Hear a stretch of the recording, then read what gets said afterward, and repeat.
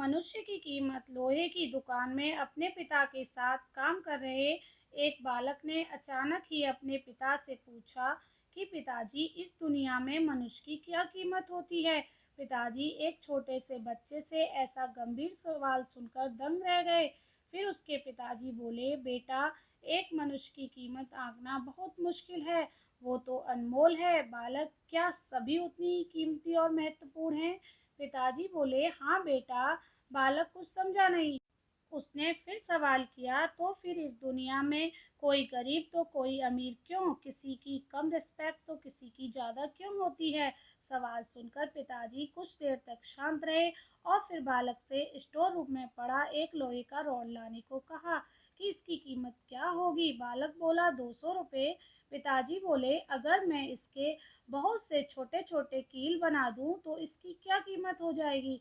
बालक कुछ देर सोच कर बोला, अब तो ये महंगा बिकेगा, लगभग 1000 रुपये का। पिताजी बोले, अगर मैं इस लोहे से घड़ी के बहुत सारे स्प्रिंग बना दूं तो? बालक कुछ देर गणना करता रहा और फिर एकदम उत्साहित होकर बोला, तब तो इसकी कीमत बहुत ज़्यादा हो जाएगी।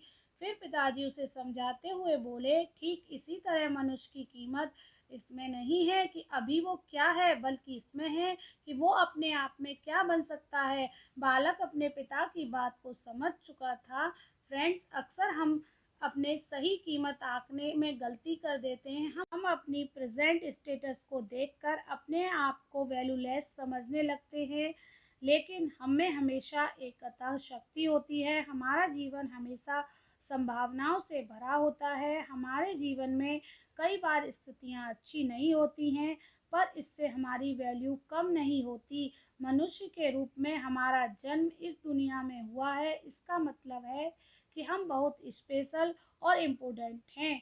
हमें हमेशा अपने आप को इम्प्रूव करते रहना चाहिए और अपनी सही कीमत प्राप्त करने की दिशा में बढ़ते रहना चाहिए।